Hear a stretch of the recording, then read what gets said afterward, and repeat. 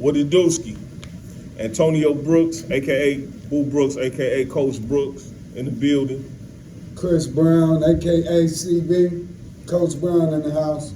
Yep, definitely here to bring it to the table. So yeah, we was just talking about how the enemy always trying to stop, what our high power got in progress, and he can't never stop. He'll never succeed. Never. Succeed.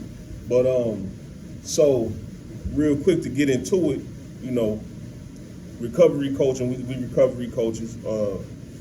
Some people even go so far as to throw life coaches in there. But I think it's just important to understand that we peers that's been through what you're going through as you go through it. Right. We here to understand and to help provide resources. And exactly. So it's interesting because we just did it. We had a group, 2 groups actually. Yeah. And back to back.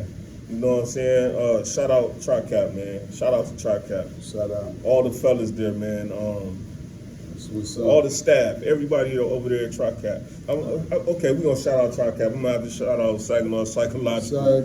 Shout out. Yeah, Mayor's House. Unity Club. Recovery House. Pier 360. Pier 360 for sure. They the truth right here. This Pier 360 right here. And all of the above, everything like that, man. I'm gonna send a special shout out to Harry. Everyone. Harry, I told you I was gonna shout you out. But yeah. Everyone connected to the recovery community. Definitely. Listen, and we here for y'all. We doing this for y'all because we understand that in the recovery community, it's not a lot of light being shined on us or on you, on your situation, on even what recovery is. People don't understand.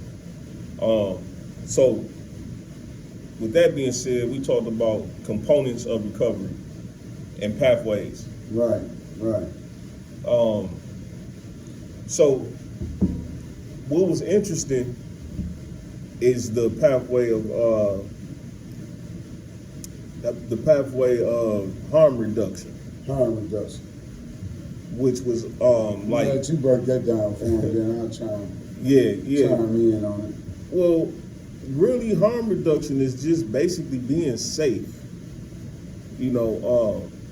That's really basically being safe in what you're doing and saving your own life and as well as others, bro. Because the thing is, you can be an alcoholic, right? But at the same time, like you said, if you're an alcoholic, don't get in your car with a fifth of liquor or no liquor and drink and drive. Please, don't get in your car drunk, man. If you're gonna get drunk, hide your keys from yourself. Right. Give your wife your keys or give your husband your keys. The reason we saying this is because I know our whole thing is to promote absence from everything. Mm-hmm. But the reality of this is that people are still going to drink, whether they catch a drinking and driving. They're still going to drink. My thing is this: if you're still going to drink alcohol, please go home. Grab what you're going to grab from the liquor store or wherever you bought your product from and take yourself home. Yeah. Don't get behind the wheel. Yeah. Because what you're doing is you're putting yourself at risk of killing someone or even killing yourself and someone. Yeah, definitely. And I mean, that's one to grow on, dude, because you got people driving around with their kids. Exactly. People driving around with elderly people. Right. People driving around, ambulance driving around with people that's got to get to the hospital, that's got real emergencies, that they couldn't help. That was things that was beyond their control. But you can control your intake of alcohol or drugs. Don't drive high neither. Like, don't get in the car and start taking whatever drug it is that you take and then decide to drive around. I mean, you can think clearly before you get high. So while you thinking clearly, you know you're gonna probably go out there and try to, do your thing. Put a plan into place, man. Right. You know what I'm saying? Put a plan in place. Because definitely put one in place. Like you said, we want you to abstain. If need to just quit altogether, but we know asking for that's just not gonna happen to a lot of people. I mean, for the simple fact, if it's for your own good, if you can't control your addiction and what you getting high or you getting drunk on, because you got medical issues and complications that you probably won't survive from. You getting into legal problems, Exactly. Your relationships is suffering, or you know what I'm saying. You probably can't even tell the truth to your woman because she don't want you doing blase split. And then, risk of your financial issue. Your financial status could be depleted because you're spending all your money on dope. All your money on dope. And we already know certain drugs is going, well, you know what? I can't even say that about certain drugs because any drug could take all your money. Yeah. These people that want that good weed, they spending all their money on getting that good weed. They don't even want it if it ain't costing a lot of money. Right. And I know a lot of people out there saying, what do you mean by good weed? What do you mean by good weed? The weed that people want to smoke, the best that you can buy for those who smoke marijuana. Exotic.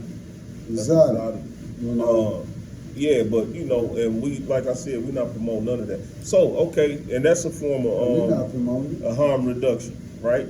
So, you got some people that we was just talking about that. I know a guy. This real talk. Okay. It ain't what nobody told me. I know a guy that he was a heroin user, right? And that was his choice of drug. He told me he made the choice of using that meth, and it had him up for 2 weeks. He didn't shower, he didn't eat. Only thing he ate was one cheeseburger. Wow. He said, man, it had him off and running. He came down, he made the decision that I need some help. So during his recovery of getting help, he came up with the concept of, I'm just gonna smoke marijuana. And I'm like, well, you're still doing a drug, but during this course of being in recovery, when he returned home with his lady and the children, and he began to smoke marijuana, I seen beforehand that he was maintaining stability at home. He was there to watch the children while the lady worked. Okay. Something that wasn't even heard of when he was in his addiction of heroin. And when he was going through his meth. So he's been maintained as far as I know now. It's been a while since I heard from him, but I know he prolonged this at least for 2 years. A year and a half, 2 years, smoking marijuana, and it kept him from the heroin. Yeah, and see, what works for you works, man. What we gotta understand is a lot of the drugs is already it's already out there. Like drinking, it's legal. What the commercials say, drink responsibly. If you're gonna do anything, do it responsibly. Right. If you banging, you're banging, don't share needles, man. You know what I'm saying? Get a clean needle, man. Having sex, man. Wear a condom. It's just about being safe. Harm reduction, man. If you value your life, you will take heed to what we saying. We trying to give you some jewels. You know what I'm saying? We're not trying to make it this some type of fantasy island where just say no and then poof, addiction go away like that. That's not how it works. You gotta want it. You gotta really want that, man. You really have to accept anything. Yep, you can't. You gotta want to accept it. But if you're gonna choose to continue doing certain things that's what you call that make you take your health and your life at risk, then you gotta take the proper steps of doing it the safest way possible. Yep, safely. And it's only we only saying this because, like I said, we peers, we care about each other.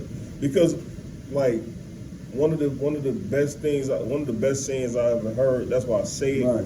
is what I want for myself, I want for my brother. Like whatever I done been through, if I done seen it, if I done already experienced it, I'm gonna let you know exactly what it was and my experience before you even go through it. And then after that, it's your own conscious decision to follow through with whatever you was gonna do in the first place. You know? And that goes with anything. You know what I'm saying? It's not just like about just drugging. It's about every conscious decision that you make in life. When you know that you gotta question yourself, if it could have an adverse effect, maybe it ain't worth it. You know, maybe it ain't worth it. You're right. You're right. You know. You gotta believe in yourself, bro. Definitely gotta believe in yourself. You know. And there's a lot of people gonna probably not gonna agree with the harm reduction, but you gotta face it. People out there passing out clean new needles for those who banging it in their arm. They giving them clean needles. Same way with the health department and those that's in that field of promoting safe sex, giving out condoms. Yeah. You know, you got places that's assisting these people and being safe, even though they're doing something that's harming their body. Yeah, exactly. Just like we got like last week, we had they had arrived. The Narcan.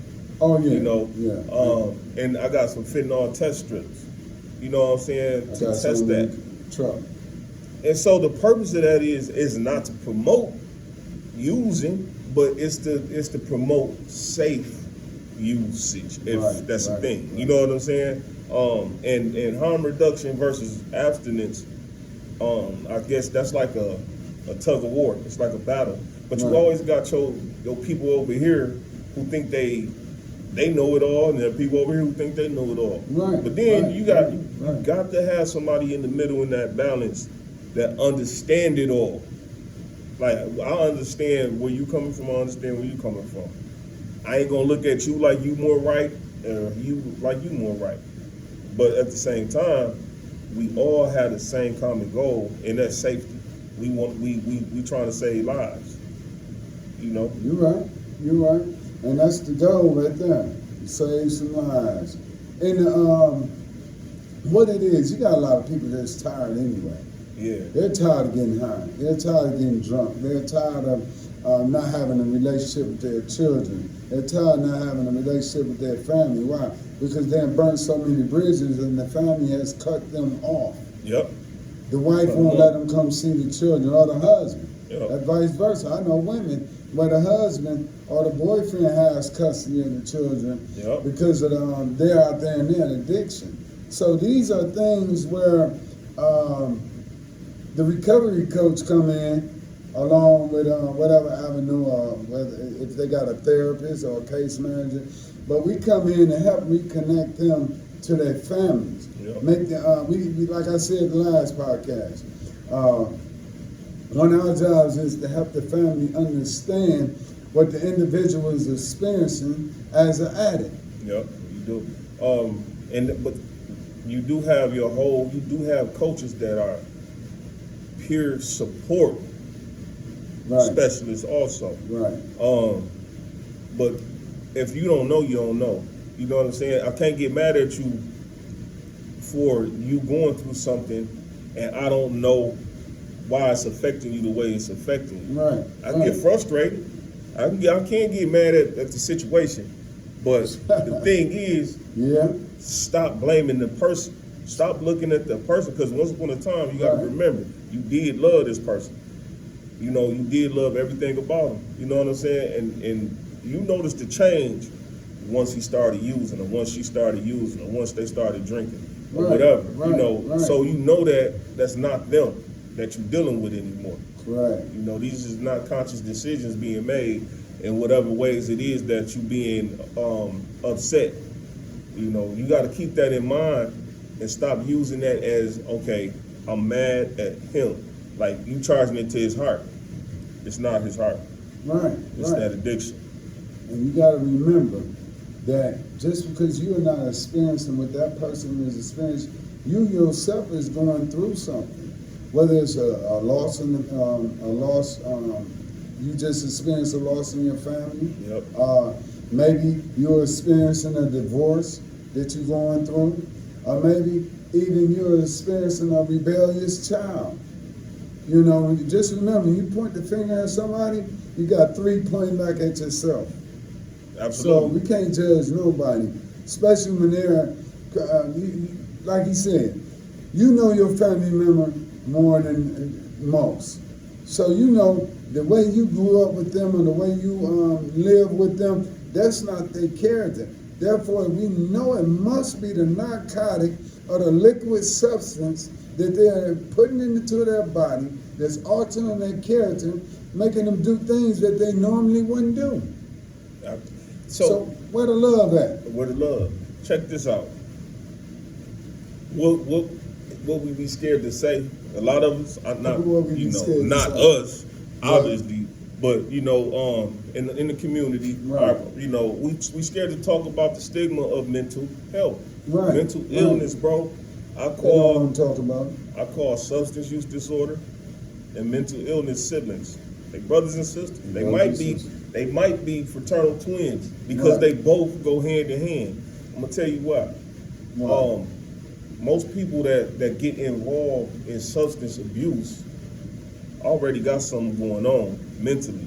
Right. Not saying that they crazy, not saying that they stupid. Y'all got to get that out y'all head. We got to stop thinking that just because somebody is having a mental issue that means that they less of a person, right. or that means that they not normal. You're not normal if you don't think that having a mental issue is normal. Think about that. Say that slow to yourself 3 times. Because my experience with everybody in my life then had some type of issue that they had to deal with. And there ain't nothing wrong with going to talk to a therapist, going to talk to a counselor. Why you think all the schools, jobs, everywhere, they got these people in place because of that situation. So then you go to these therapists, and then they send you to the psychiatrist, and the psychiatrists do what? Throw you on the substance.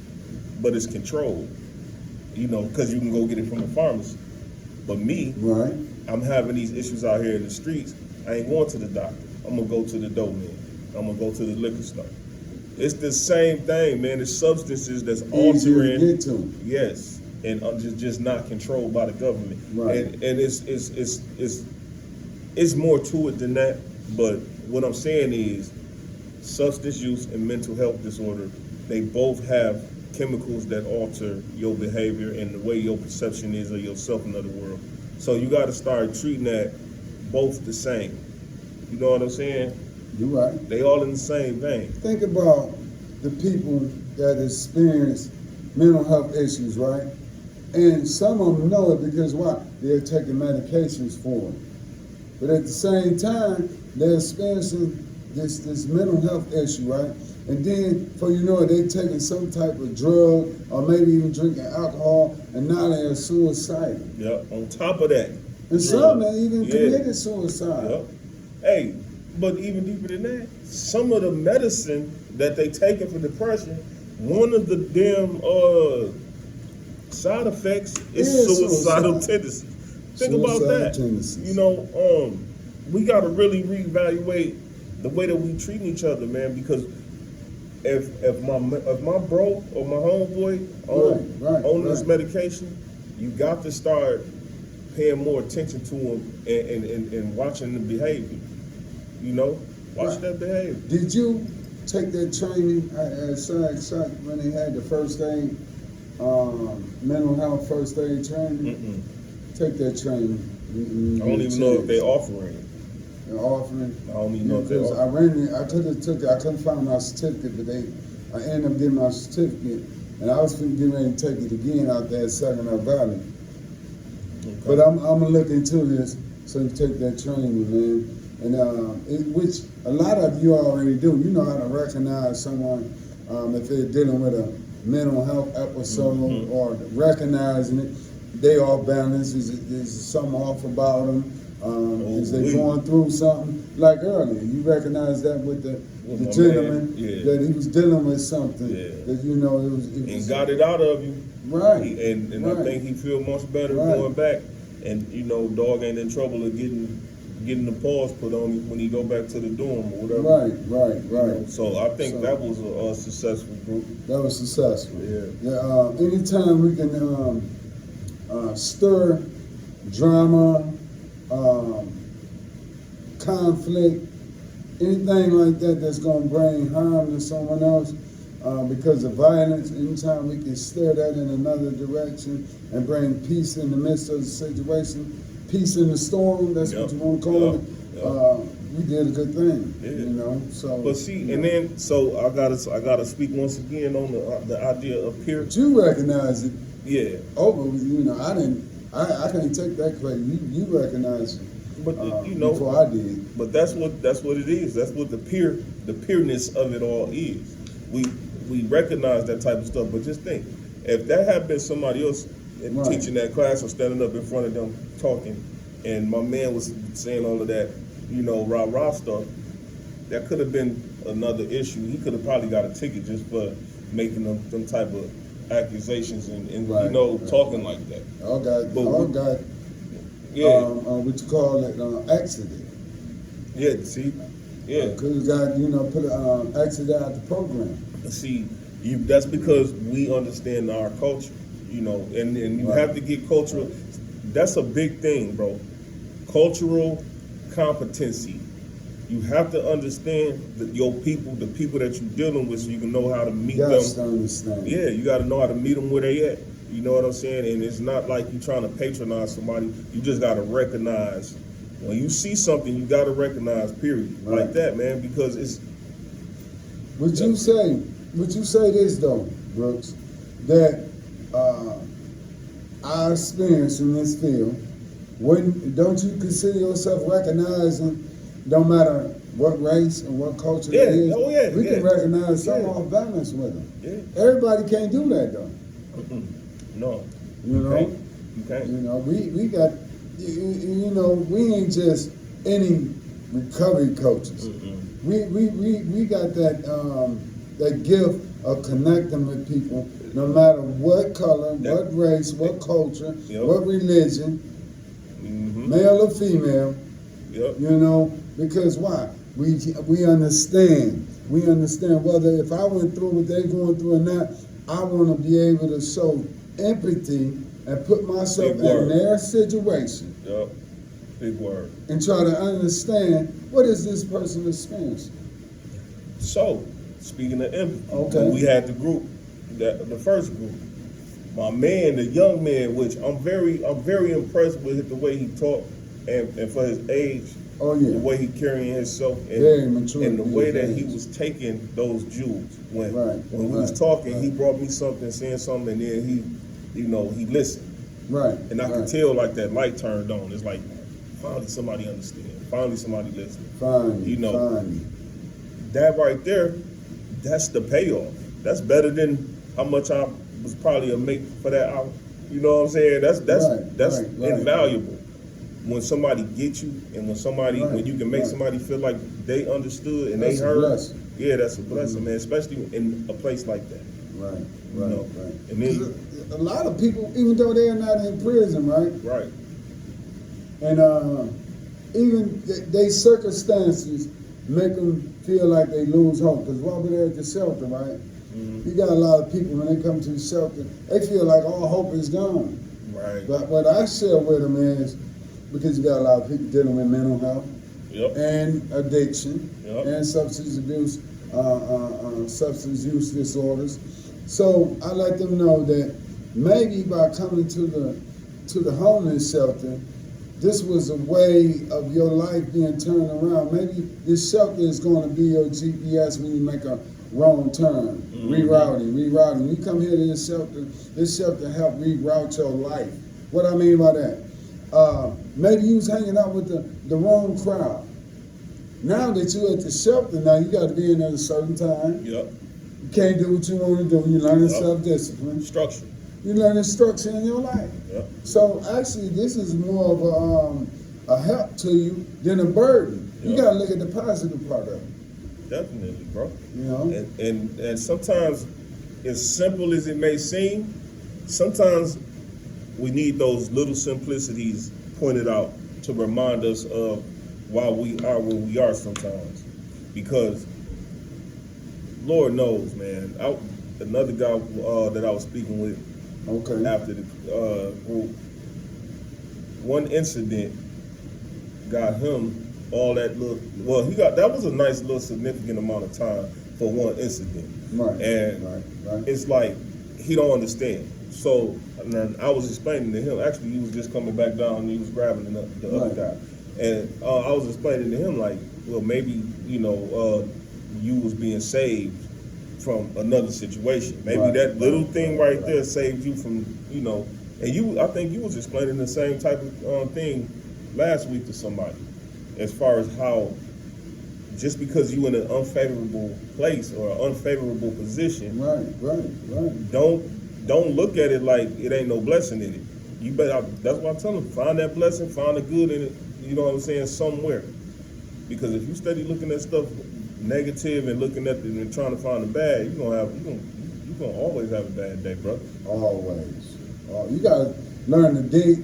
Listen here. You gotta even learn how to not only dig the good out of a bad day, you gotta learn to motivate yourself. Yep. Uplift yourself. Yep. Tell yourself you can do this. Today's gonna be a good day. Today's gonna be a great day. Man, I'm telling you, you can talk. That's called positive self-talk. Talk yourself into it. If ain't nobody else doing it, words got power, my dude. Words got power. Positive self-talk. That's it. Yeah, man. Because if you get that on the nose. Yeah, because if you walk around and in them classes like, oh boy, I can't believe that people tell these people that you ain't gonna make it out of here, or you will be back, or you ain't gonna be like, who is you? Right. Who is you to tell somebody that they ain't gonna make it out of this program? That's the worst thing that you can say to a person in a position like that, because their mindset already in a bad place, and you just reinforcing negative stereotypes on them, and you making it okay to be not it. But I was looking at what you pulled up, right? About harm reduction versus absence, right? And I don't know if you want to read it, or I can read that little paragraph right there where they say about harm reduction. Oh, yeah. Harm reduction gives the person more room and freedom, while absence focuses more on the root of the issue for long-term recovery. Over the years, absence-based treatment has become more prominent in most rehab centers. It's more effective to work towards sobriety and long-term recovery, using the individual and group therapy to help with addiction are common factors in both approaches. So, there you have it.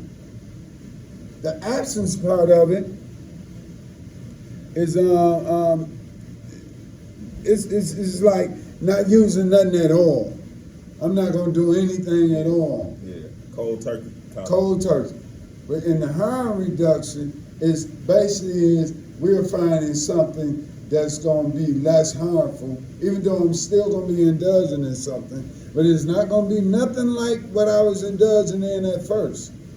Like the MAC program, right? There you go. A lot of people don't agree with people taking Suboxone, methadone, or Visceral and all of that. And all that. Because Visceral, I thought it was just for alcohol, but they use it for other things also. And some people need these things. And I ask this question: would you rather your loved one be somewhere you don't know where they are, in a trap house somewhere, or would you know where they at? They in the house. You took them to the doctor earlier that day to get their Suboxone, to get their Venetrol shot, or whatever medicated treatment that was offered due to their circumstances. Which one would you rather have? Them in the trap house, or them going to see the doctor for medication? Yeah. For those that don't probably understand what MAT is MAR programs in the substance use. It's Tell them what it stands for. medically assisted treatment. That's MAT. Medically assisted recovery. That's MAR. MAR. Basically the same thing. Suboxone is just like a chemical that they take on the strip to block the receptors in the brain from getting high, from thinking that they high and stuff like that. So like if they try to use while they taking it, it ain't gonna do nothing. Ain't gonna do no Make good. them sick. It depends on what they try to use. It could possibly hurt them, bad. If you taking anything, cross-drugging type thing. But I mean, in Visceral, that's a shot for alcohol and Alcohol. I think they use it for cocaine. they're now, using too. it for cocaine and stuff Is it like meth? that. And then I don't know. No, they got I'm not sure methadone. about That methadone, Methadone, that's a yeah, monster. yeah. I done seen. You Methadone. gotta be careful with that. I Right. don't care what clinic you went into. Sometimes I see that they still overly medicating people with that methadone. But it's like somebody gotta start speaking and advocating when they see that. Like I done seen a couple of people. Them abusing Yeah, it? no. I mean when they go to the clinic, and then when they come out, it's like they done overdid it. Like I don't understand how they do that. Like man, listen, y'all gotta balance this out. They Bring giving that them down too some. much. They giving them too much. You need to balance some doses. So that's putting a bad stigma on it when people seeing somebody in recovery nodding. They coming out of there and they going to a meeting and they sitting there nodding as if they, Right, But it's the right. methadone that they did. They just came from a clinic and it's got them nodding. And they like think this. they nodding off Yeah, heroin. so your family member and whoever else gonna look at it and be like, "Damn, they still getting high." That's woo woo. I had a guy come today to the recovery house Right. and walked on the porch. I never met him before. He's an old resident. Talking about he was coming. He wanted to check the mail. I was being nice to him at first. Me and a couple of the guys sitting on the porch. Nice day. We talking, and he approached.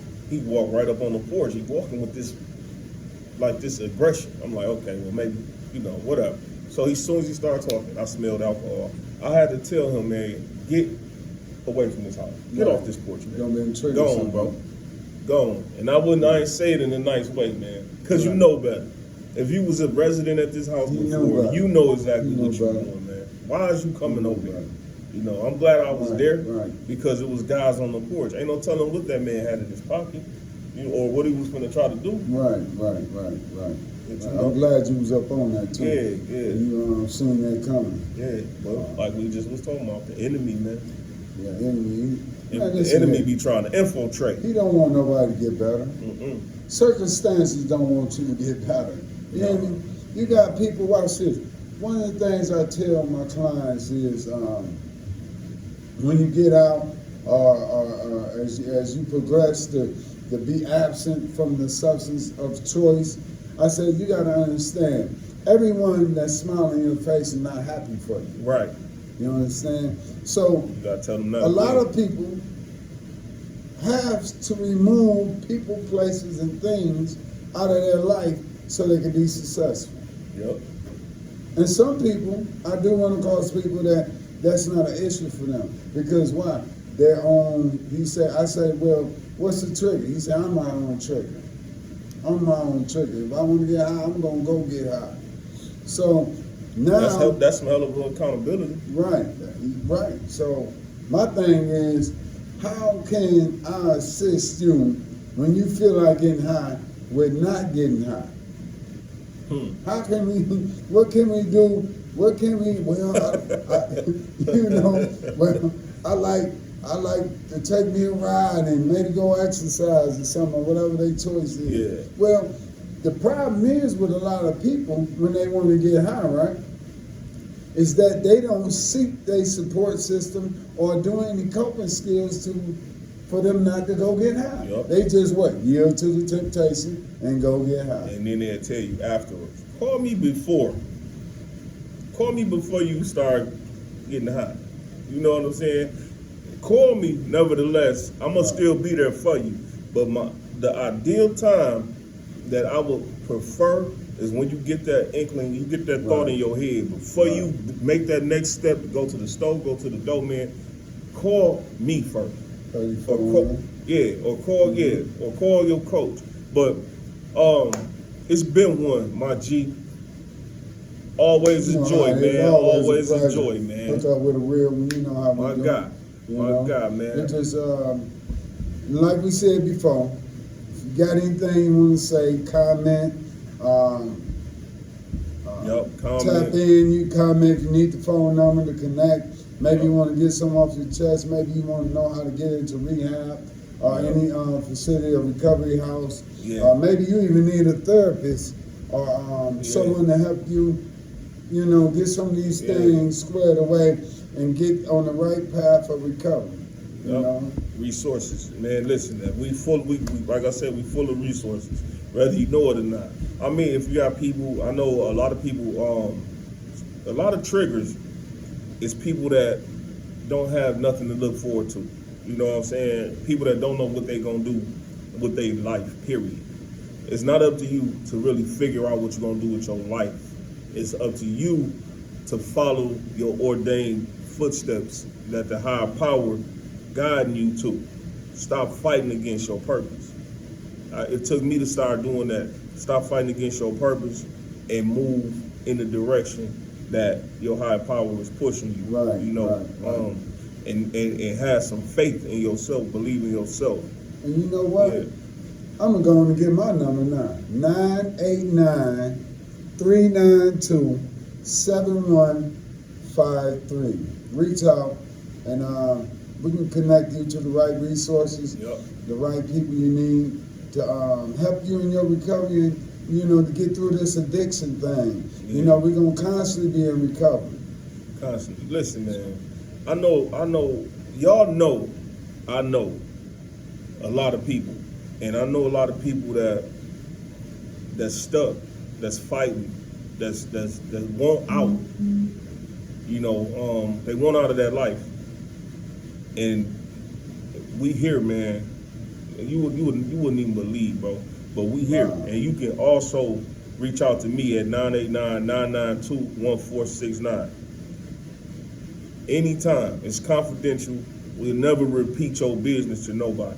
Never. And I definitely will point you in the right direction of treatment and assure you that it's a whole community of people that's recovered, that it's like a promised land. It's probably going to be some of the realest people that you ever run into in your life.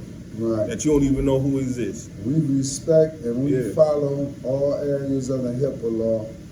And like he said, everything you disclose to us will be protected with confidentiality. Most definitely. As always. Love is love. Deuces. In a minute.